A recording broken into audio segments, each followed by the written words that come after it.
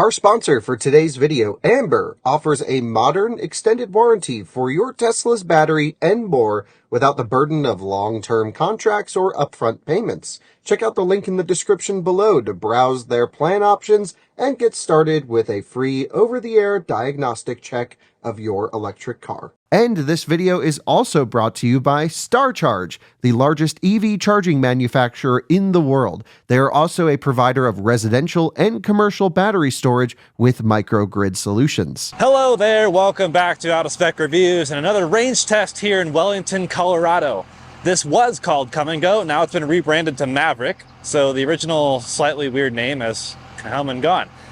We are here with the Rivian R1S. Now, don't get excited. This is not the new one. This is the outgoing model, the Max Pack dual motor. So this should be the efficiency king, is what we're thinking, at least for the outgoing generation of R1 models. This should be interesting. 142 kilowatt hours usable battery pack, which is pretty big. A lot bigger than this right here, which is Max is behind the camera, by the way. Say hi, Max. Hey. Max is going to be driving this. I'll be driving this. They're separate videos, but we are doing range tests on the same day just to see how they compare. We're doing a lot of SUV comparisons. EV9, Model X, R1S, and EQS SUV. Just seeing what all the three-row capable vehicles can do. Not all of them, because Model Y gets a third row, but like... usable. Are we really going to talk about that? That's why I said usable third row.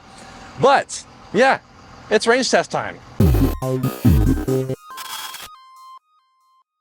We will start here in northern Colorado as per usual and head up to north to Wyoming and then over to Nebraska, and that's how we do our loop style range test. We start at 100% state of charge. We're currently charging here at these charge point stations, which are all fully functional and fully dressed. They've had issues recently of the wind blowing panels off and stuff, but with the rebrand came new clothing for the chargers and it's all good now. So that's great to hear. Me and Max have had flawless charging sessions here with these charge points, CPU 250s. They're shared, I think, right? Which is why we're using different banks right now. And yeah, seems to be fine. We are approaching 100%, like we're almost there, 98% right now. So I think mine's going to finish in a few minutes. So yours, I've been impressed. The EQS charge curve is good, yeah. But the R1S Max Pack, no slouch either. It's really not bad. I think they under promise, over deliver with how much time it said it would take to charge to 100. We're actually undercutting that time a bit, which is why we're squeezing this intro in now. It keeps locking and unlocking because the carabiner is in my pocket. In case you somehow haven't seen, this is the key for the Rivian. Pretty cool. It's not a real climbing carabiner though, so don't put body weight on that. Do not climb with this. But like put on your belt loop, that's cool. Yeah, Rivian R1S right here. This is silver, which I think is the only free color now, right?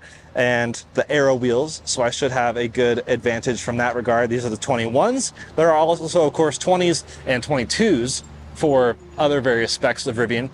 Priced as tested, $102,000. That is because jumping from the standard pack to the max pack is 16 grand. Yeah, and to be honest, I think most people should get a similar spec to this, but maybe not the dual motor performance and not the max pack. Right, the dual motor performance is spicy. I mean, we've had this down at Pikes Peak all week, me and Kyle and Alyssa and Colton and Timon, we were all, you know, hanging out with this thing, and it's so fast. Now with the R1T, as a comparison, I did this range test, exact same route and everything, a little bit cooler weather, and I did 335 miles. Max, do you have any guesses what I'll do? I'm guessing 380. Okay, I'm gonna guess 345. Oh, which is the exact same thing I guessed on yours, which is using a smaller battery. Mercedes is magically efficient. The Germans are fairly part of that efficient. is the shape, which you can feel about how it looks how you want. Brick? This is blob. Yes, Range Rover, something. Right. So we are almost there, but I guess really quick tour of the interior. This is the Ocean Coast interior. Absolutely love this spec. Ocean Coast with the dark wood. Yeah, it's running the newest software, and this would be a good time for us to go over the kind of interior climate comfort procedures. Yeah, jump over to the other side, Max. I'll show everyone what this is looking like. And yeah, three-row SUV. It's kind of nice.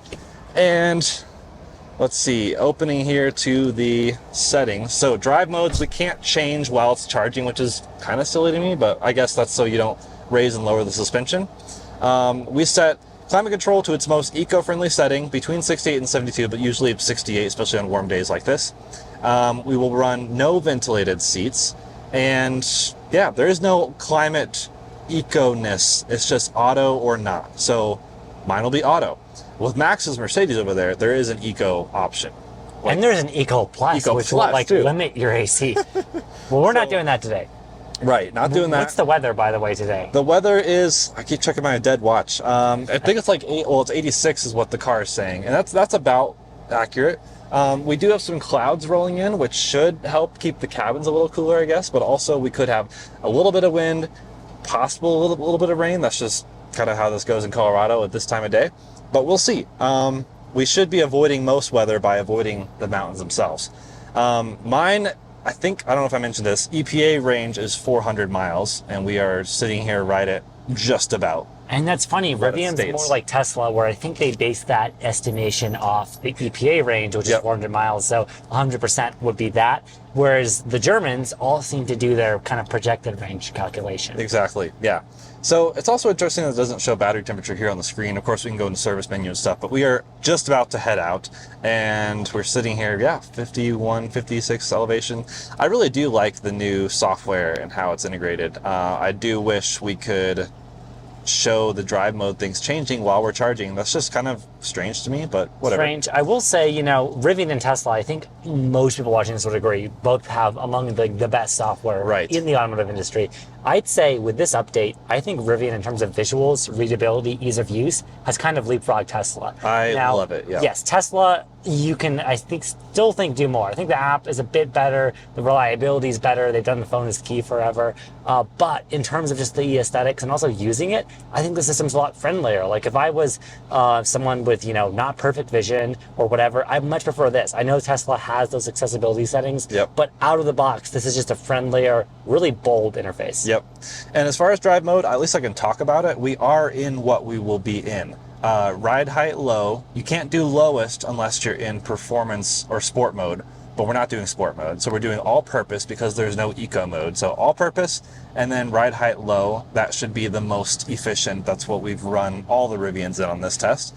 And that's about it. I mean, I can show you a bit more of the software on the actual range test, which we are about to embark on, and we'll see how it goes. There is a little bit of traffic on the highway right here because of this road closed situation, so we are actually, I think, going to jump on the frontage road max, and that way we can do almost highway speed until we get to the actual highway past the traffic. So as near as makes no difference, usually at the end of the test we do a bit lower speed, so this time might be the beginning. Yep, but we'll start our odometers here, and we'll just gently accelerate to speed as we do in all of these tests. Yep. So I think that's about it. We're gonna wait till it tips over to 100 and embark. So we did this just before filming, but the trip computer is right here, and we go ahead and reset that. I'll just show you how that looks. Reset trip A. We'll keep an eye on this throughout the trip and just see how our efficiency is. The one other thing I forgot to mention is that we will be setting this to 70 miles an hour GPS, which typically for Rivian has been 71 indicated. We will double check that with our GPS apps as we typically do. And this does say limited by charging station. I'm not sure why. You'd think Rivian would understand that it's limited by the battery pack state of charge. Charging station's giving us everything it can. Very, very top of the pack, 13 measly kilowatts. Not very ideal. So it really is trickle charging. And we did theorize that this is using literally like all of the battery. Supposedly 142 kilowatt hours usable, but I think the whole pack itself is like maybe 145. Not for sure, but there's not much buffer to speak of as far as I can tell. So while I'm waiting, I guess I'll mention a couple other things. Tire pressures have been set to manufacturer standard, which is 48 PSI all around, at least as of cold.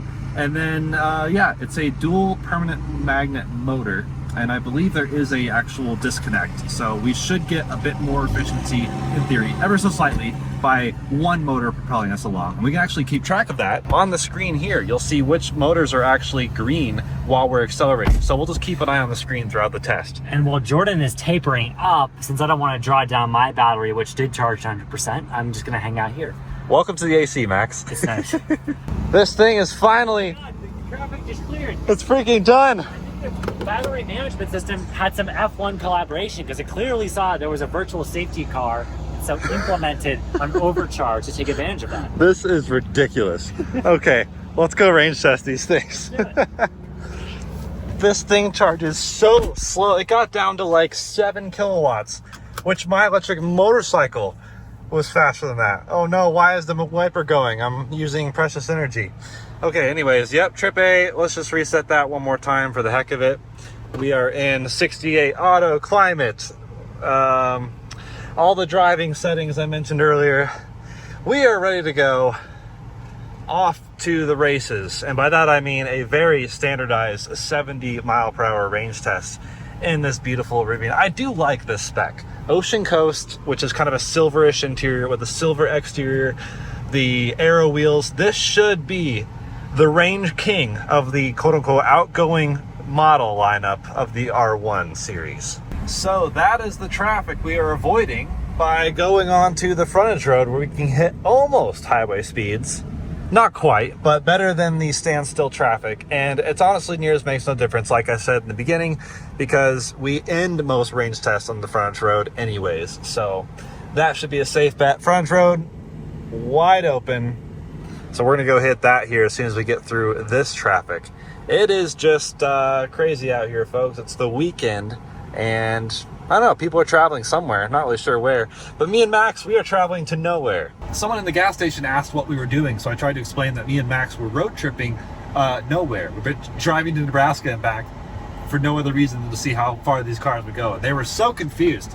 So they're clearly not our really awesome target audience like you guys.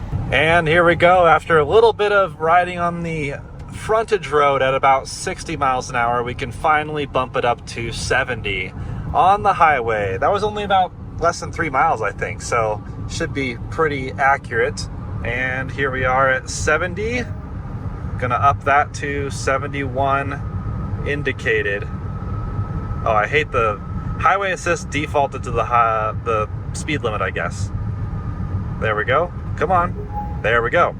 Highway assist is on. Stay attentive. Highway assist is pretty good, if you guys haven't been aware of that, but not amazing. It doesn't work everywhere, only pre-mapped highways, and some pre-mapped highways, like here on 25, it doesn't actually have all of it mapped. Like certain sections that are like under construction, it freaks out and takes you out of it. It's just really annoying. I don't know why it can't do lane centering in other places. Maybe they're working on that. In theory, they should be, but this is a pretty good system regardless. Well, not the best, not the worst. It's actually done pretty well in our hogback driver's assistance test. And here we are actually going to jump over. We now have the blind spot cameras, which is cool. And there we go. It resumed automatically. It does not do automatic lane changes, but it does resume and auto cancel turn signal when you change lanes, which is a nice feature. There's the Buffalo up on the hill, which means the border of Wyoming. And we are still at 94%. So this is going to be a long day, folks. Good thing I've got some Red Bull. Not sponsored yet. We're just going to continue on here. We're doing almost 2 miles per kilowatt hour, which is really not too bad. I don't remember what I got in the max pack on the R1T, but I don't think that'll be quite as good as this. I think this truly is the optimum range Rivian you can possibly get. So we'll find out. This is the furthest you could possibly go in a Rivian range test, at least before the facelift comes out to customers. So still valid information here. And honestly, a lot of people are probably considering used Rivians, which is not the worst thing. In fact, there's probably a lot of good deals to be had there. So I'll find out. As per usual, we'll do a check-in at 75%, 50%, 25%, you know, the usual quarterly state of charge check-ins, and anything else interesting that happens along the way, including any sort of changes in weather. But so far, it looks like the wind seems to be calm along the entire route, and wind is probably the most important factor, apart from elevation, of course. But, you know, being a loop style test, relatively flat, we're not filming in the mountains over there. So this is, yeah, I mean, it's just our standard out-of-spec range test route. So not much we're going to change about that. Onwards and upwards, but I bet this is the range king, and if our friend Andreas was looking into a Rivian, this is the one he'd want because he's obsessed with range. Wow, that took a while, but shortly after Max did his check-in, I am doing mine at 75% state of charge. So, what are our stats, folks? We are averaging 2.58 miles per kilowatt hour. We've used 38 kilowatt hours. and we've done almost 100 miles, which means we are on track to do almost 400 miles, which is crazy. Again, conditions are quite optimal. We even hit a little tiny bit of rain, but not much. It was just a little bit of wet pavement for a little bit, and then it dried out very quickly. Almost no wind, and we are sitting here at 75 degrees Fahrenheit. So everything's happy. Thermals are happy. You can see it is basically running in front wheel drive right here. The motors are only running on the front and just a little bit. You can tell the front motor is also the only one with a slightly higher temperature, but nowhere near what you consider high. And the battery itself also at 99 degrees Fahrenheit, so not very warm. Everything's just happy. This thing's happy. What a impressive road tripper this Rivian is. So, notes, it's comfortable, pretty comfortable ride. Definitely not as comfortable as the EQS SUV up there, and honestly not even as comfortable as the EV9.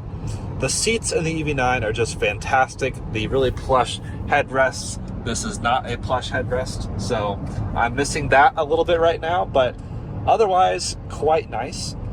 I do have this set in the, the soft ride feel, not firm. But because we're in ride height low for efficiency, we don't have quite the suspension travel to really hide all the bumps like you might want. So you could probably run it a bit more comfortable in a higher ride height, but then you're sacrificing probably a little bit of range. And we are, again, running this as efficiently as possible in these tests. So just chilling here at 75%. It's still at 75% because this just runs forever. 400 miles. There's no way we're going to hit 400 miles. 345 might have been too conservative on my end, though. That's what the truck did, but again, that's the truck, slightly less efficient. I don't remember if that had the aero wheels or not. I think it did, but it also was a bit colder out, a bit more wind maybe. So yeah, that was good for comparing the large pack to the max pack because we ran them side by side. But in these absolutely optimal conditions, you might be seeing a big number here from Rivian. We are getting close to our turnaround. I got stuck behind two trucks here, but otherwise, here is our route planning, which Rivian's route planning, by the way, is fantastic. So I was able to route to this exit, route back to Wellington, remove charging stops, and that is putting us in Wellington with projected 37 miles, which is right about 9%. I'd push it further, but literally that would add 20 miles because the exits are so far apart out here. So easing off, we are now at exit 85. And interestingly, I turned around 19 miles ago when I had, or not quite, no, 15 miles ago when I had the Max Pack R1T. We exited at 69. And then I had to do some more looping back closer to Wellington. So we'll see how this goes at the exit for Chapel. Max is right ahead of me with basically the exact same state of charge, which is crazy. 24 kilowatt hours less battery, but more egg-like shape. So we have a brick and we have a blob, and that is the big difference here, I think. So turning around, heading back to Wellington, we can go ahead and remove that stop. Done. Boom, continue. And getting back onto the highway here. Yep, it's now saying 37 miles is the estimated range remaining once we return. We'll see how accurate that is. And easing back up to 70 miles an hour on this on-ramp, which is 71 indicated. I don't know why Rivian is off like that. That seems a little strange to me. Like, you give us all the super granular data over there, yet your speedometer is 1 mile per hour off. It's just kind of interesting. Not sure why. Maybe someone who's smarter than me can let me know why that could be the case. But we have now set our cruise at 71. Easing back on the highway. These semis are going faster than us.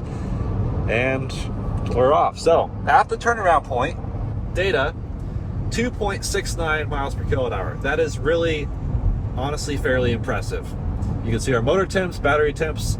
Elevation, we are down. So we are climbing back up about 1,500 feet, which maybe that means this is a good turnaround point. We thought about going further, but that would cut a bit too close, I think. So this might be accurate. We'll see. We'll see how accurate Rivian's, situation is there by saying 37 miles remaining. I really wish Rivian would give us a state of charge on arrival estimation, but maybe they'll get there. Come on, Rivian. We know you watch these videos. Just give us the option to flip that between state of charge and miles just by tapping it. That would be pretty swell. Also, highway assist has been great. It even says lane merge ahead, which it knows where you're coming up to a lane merge, which is cool. And the capacitive wheel is a fantastic touch. So a lot of good things about this system. Like I said, it's not perfect. Doesn't allow you to use it everywhere. And even on pre-mapped highways, it's not always perfect, but for the most part, really quite solid. A pleasure to use, especially because of the capacitive wheel. You don't have to keep giving torque like you do in a Tesla. So good on that, Rivian. Just please give us more roadways, or just let us lane center whenever there's lanes visible, because that should be fairly straightforward. Doesn't have to be perfect. Just, you know, why is a Kia worth $30,000, $40,000, $50,000 less than this have that functionality? I'm sure they'll get there, but yeah, as of right now, it's got to be a pre-mapped highway, which is honestly when you want it for the most part anyways, so that's fine, but that would be nice to have. But I'm glad they keep tweaking it. They've added the resume after lane change function. Like, a lot of good things have come from adjustments. They're just working on that. Just crossing to 50% state of charge. Nice. Yeah, halfway through the test. We've turned around a while ago, but we've gone 185 miles. So by that math, you might say we could do 370. I don't think that's going to be true. I think because we have a little bit of uphill to continue doing, we are still about 1,000 feet lower than when we started. So I'm still going to say around 350 miles, but we will see. It could be a bit more than that, maybe a bit less. My guess was 345, max guess 350, I think. No, max guess 380 on this one. So that's not likely to happen. And meanwhile, he guessed 350 on his EQS SUV, which is behind me there, way back there. So we're not drafting each other, which is good. He is at 51%, so he is like a little bit higher, like for sure more efficient. I'm at 2.59 miles per kilowatt hour. I think he's at like 3 point something. So definitely more efficient, doing more with less battery because of the shape of the car. But yep, there's your check-in. We've gone 187 miles, 50%. Got a lot left to do in this thing, but beautiful weather out here. It's still about 75 degrees Fahrenheit and very little wind. Just a slight bit like head / crosswind, which on the way out here was like tail / crosswind. But not very much. Barely registering on the Windy app, which we always check. Good news, 25% check-in is upon us, and beautiful sunset is starting to make an appearance. We have done 267 miles, 2.5 miles per kilowatt hour. So our efficiency has gone down just a bit, which is expected because we went downhill a bit. Now we are going basically back uphill. Well, now we're actually fairly high. We're above where we started, so we will be going back downhill again. It's a little bit of a wave situation. That's why we do this loop style, to counteract the uphills with the downhills, vice versa. And yeah, we've used over 100 kilowatt hours, and we'll see how far we can go. I guess the math on that means, wow, I'm struggling with math today. Basically under 400 miles, but we're for sure going to exceed the 335 miles that the truck did. But by how much, I am not sure. So our plan, because the route planner, which is fantastic again, when I initially turned around, it said 37 miles upon arrival of range. Now it's saying 52, so that has gone up. So what we're going to plan on doing is do a loop situation back on I-25, kind of in northern Colorado, just a nice loop there, maybe adding 20, 30 something miles. We'll see. A loop where there's really easy turnarounds, where we don't have to, stop at traffic lights, and it's just easier to loop in the middle of nowhere than it is back in civilization, like south of Wellington, etc. So staying on the highway as much as possible, staying at speed as much as possible, and this is going pretty well. This is cool, having a preview here, and if I turn on my turn signal, that will replace with a camera. Now, Rivian does not have the best cameras. That's, I guess, a nitpick. Really not good cameras compared to much of the competition. I don't know if the new Rivian has solved that. We'll see. But here, how hard would it have been to put a little tiny like ETA right here? Like, this is bigger than a lot of map split screens in CarPlay, which show miles remaining, ETA, time remaining. That could have been added right there. That would have been super nice. That way you could leave this screen on and not have the map screen for all that added data. Like, just add this little bit right here. Rivian, that's my recommendation. Maybe even only show it here when this screen is not here. I don't know. That's just food for thought. Let me know in the comments what you think of the software, if you have any recommendations. Not here to police everything, just spending hours in this car.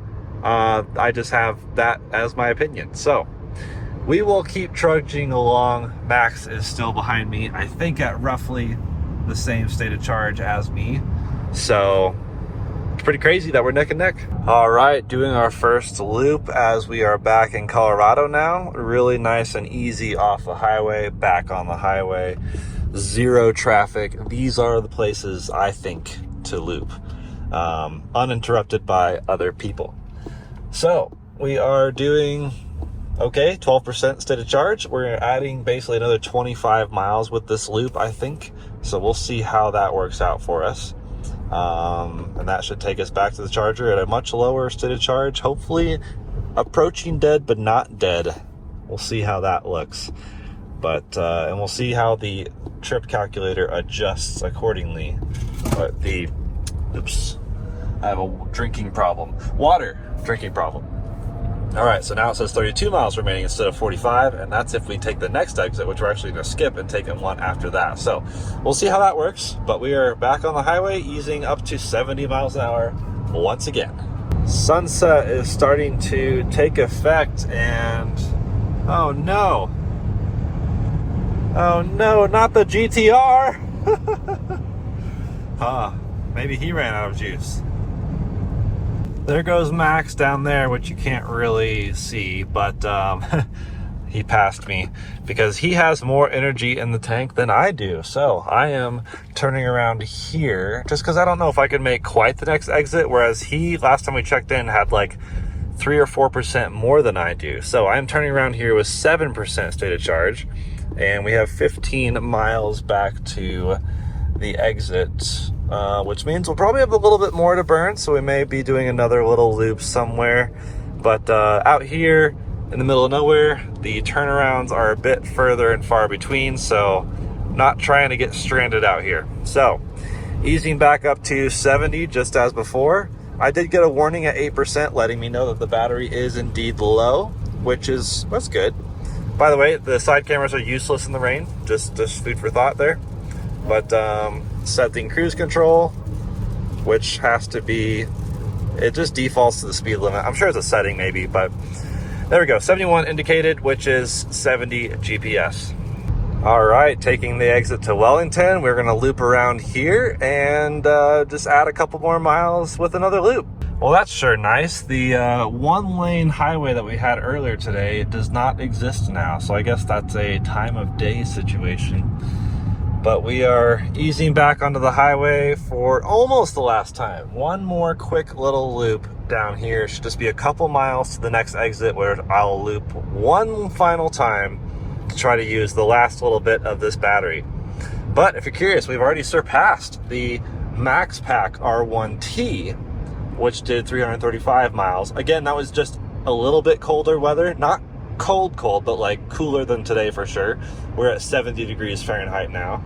It is, the sun is getting low in the sky, but yep, easing down, just hit 2%. So, oh boy, hopefully I do make this. I didn't realize I was that close to 2%. Yikes, let's go. You can see now here we have definite power limitation on the power bar up top there. And my theory, again, like I said in the beginning, is that they are really using all of the buffer of this battery. Like, there is very minimal buffer between usable and gross capacity, and that's part of the way they were able to use or consider this a max pack, because again, it's basically the same footprint as the large pack, just slightly different chemistry, and I guess that's how they're able to eke a little bit more of the kilowatt hours out of this thing, plus the buffer. I just feel like they might have backed themselves into this one, and hopefully we see like a real max pack someday. We're talking like 180 kilowatt hours, 200 kilowatt hours, something to where people could tow with and not be super stressed about that. But oh man, this is getting down to the wire. I know there's a little bit of a buffer below zero, but not much on this truck, so I'm trying not to leave myself stranded. So just slow speeds, easy does it. This is very typical for the end of our range test anyways, using the highway until we're pretty much done. I do know last time I did this, I was able to hit 0% on the highway, so I'm feeling okay, but it is getting a little bit down to the wire. Still going, just went past the charger and we hit 0%, but it still says 1 mile remaining on the oh, there we go, 0 miles remaining. So I think I will go ahead and turn around up here somewhere, just because I don't want to push this till it's dead. I want to arrive at the charger basically dead. So going to loop around right in here, and that should get us back just a hair over 0 energy remaining. But the pedal is definitely feeling weak at this point, so just going to limp ourselves back to the charger and consider ourselves done with 0%, 0 miles remaining. Successful charging test. Got back before it was completely dark, which is very nice. Here we are, the beautiful Maverick chargers. They are looking good, and 346.6 miles. That is crazy. Not to say I'm a seer, but I guessed that almost right on the nose. Epic. And Kyle's here with our Rivian. Jordan, 346. I was so close. Let me turn off my fairway here. Yeah. Smoking Tire Podcast. So that's a good guess. I would have guessed 350. Really? Yeah. I think Max guessed 350. No, Max guessed 380. Okay, well, that was the thing with the R1S. I've drove it all the way out here from California, been really using it. This is magically good on range. It's pretty good. So the 21s plus the Max Pack, like those are all incremental benefits, but it truly does add up to like a wonderful long distance cruiser. Yeah. I can't wait to see how this does on Race to Vegas. This is the Andreas spec. Yeah, this is the Andreas spec. Yeah. So what about Max? Is he still out in the EQS then? Still out in EQS. So until 50%, we were literally the same. Yes. And then after 50, I started dropping a little bit faster. That's what I told you would happen. Yep. Yep. Called it. It's because of a non-linear discharge curve. That is it's so interesting. It's how automakers can view state of charge and display them to the user. Yep. And this does it a little bit more basically, which is why you drop quicker below 50%. Yep. And Mercedes actually took their time and said, and, did a proper discharge curve. So we should get this thing plugged in. It's completely drained. It is dead. Yep, dead, 0%, 346.6. Holy smokes. 2.5 miles per kilowatt. Well, and speaking of Rivian, mine has had an issue at 65%. It dips to 1 kilowatt charging. I can't get my truck to charge above 65% at the office on our DC chargers. So I'm here to try this one to see if it has the same bug. But there we go. Nice work, Jordan. Yeah, good range test. Good range test. Wait for Maxine. Yeah, see, those cables management work fine when you pull it out this way. But for ports on that side, they didn't factor in that you can't get out in the middle of the parking spot to get the leverage. Anyway, nice work, Jordan.